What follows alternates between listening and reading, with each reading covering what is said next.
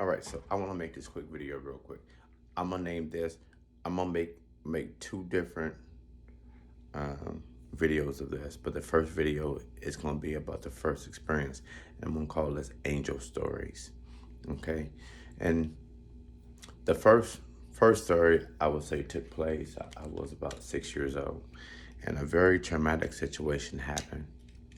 Not to harbor on it, because I want you to focus on the experience of the angel's visit. And I remember just crying, right?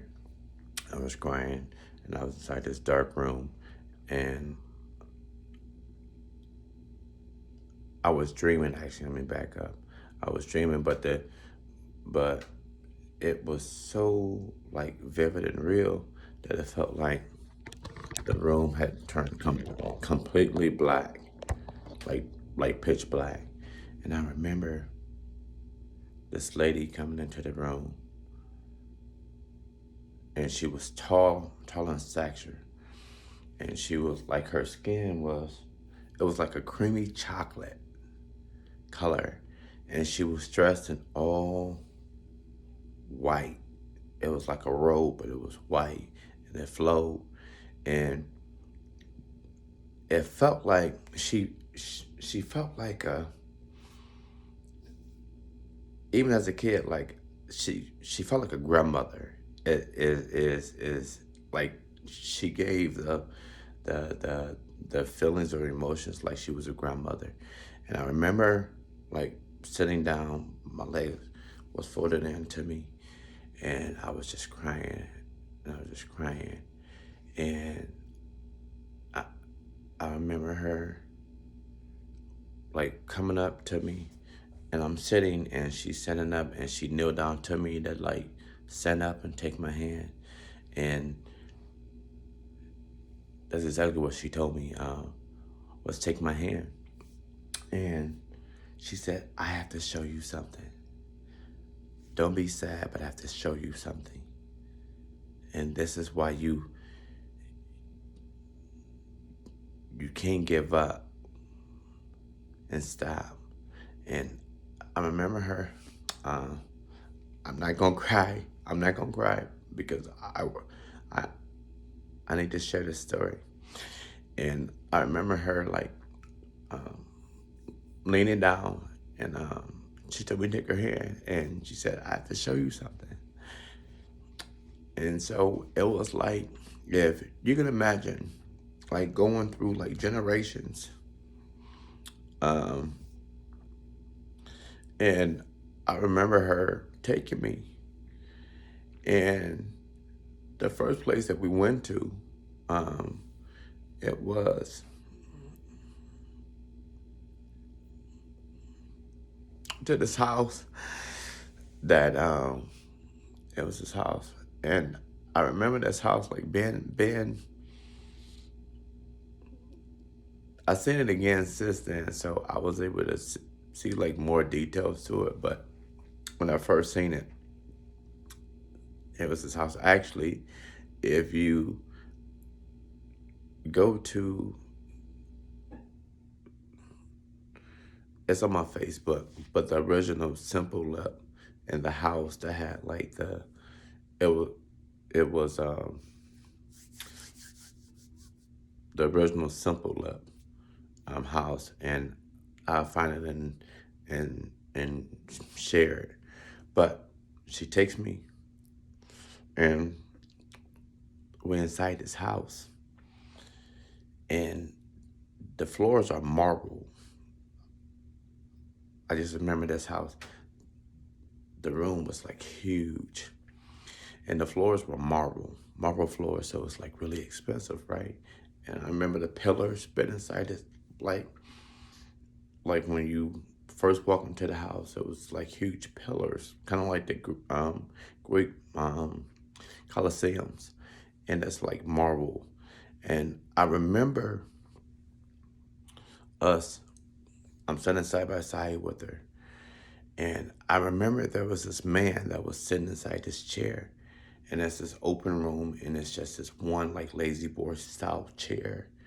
Um, and I remember it was like he was asleep. He was like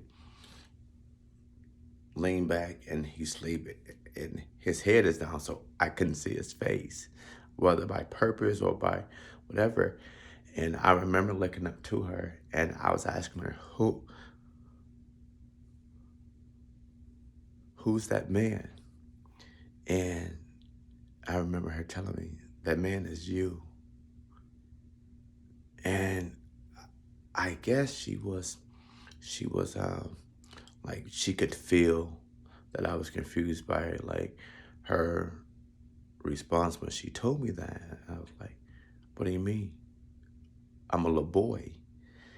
And she said, no, this is you. This is you in the future.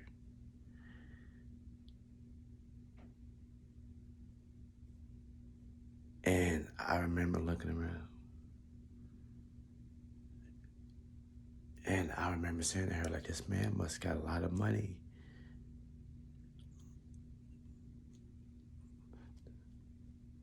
That this man is rich. And she said, yeah. And that's why we need, like, God is going to use you. And he's going to take you all over the world. And this is why we need you not to give up. Like all of this is going to be yours. And I can't tell you where this house was or just like what country or what. And I say country because when she introduced me, when I seen this man, I was just like shocked and amazed at just his house and just how like he was dressed. It was a suit, not a suit, but a tie, and just very well dressed and just very well put together, right? And I remember her saying, yeah, like like she had to make sure that I knew like the wealth and just the riches and all of those things was gonna be there. And then she takes me, right?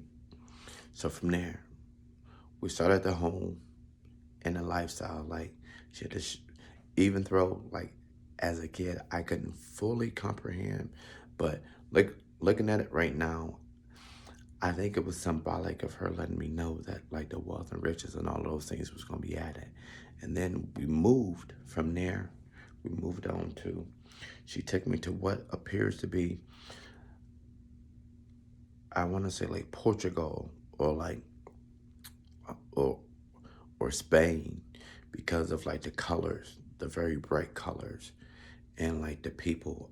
I remember being on the stage and we were outside, and she was just saying like, and then when we transported or went went there, she was showing me just like, yeah, God is gonna take you all over the world, and you're gonna help people all over the world. And I'm like, okay. Still, like this is like my understanding of I was a I was always a very inquisitive person, but like my under it's almost like the spirit is out like was here before, and so we're we're standing off to the side like of the stage, and I just remember just like leading people, like talking to like this crowd was massive, and I remember just seeing the people, and the people were just full of love and just full of just like they needed whatever it was that I was saying to them. And it wasn't preaching. I wouldn't say that it was preaching, but I remember talking to the masses. It was like an entertainer, like a singer been on stage, and the people were just like happy to be there. They was excited to be there. And from there, we we traveled different I remember it had to have been Spain, and then we went to Africa, and and I remember Europe. We was over in Europe, so she's taking me through like these different places, and she just kept telling me like, you're gonna go all over the world. You're gonna carry God's message all over the world, and this is why you like your calling is much higher than what you like. You, you have a calling. You're anointed, um, and you're protected. And I just remember her telling me that everything that you're going through, or everything that you're going to go through, is to help other people.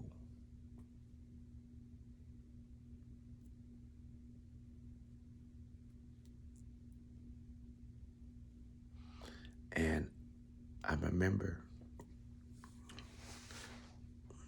I remember her just taking me like that whole night, like we're just traveling, and I'm with her, and she's showing me, different parts of the world, and it's like she's giving me instructions on like how my life is gonna be, and I remember fast forwarding it, and I remember she said, "I have to take you back.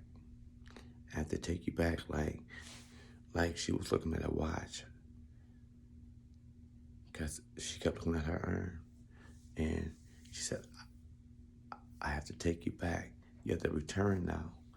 And I remember coming to, and I entered back into the room, and I remember as my like spirit was returning back, and I just remember just like yelling out to her, "Don't leave me. Don't leave. Come back." And just feeling like I needed her there. And so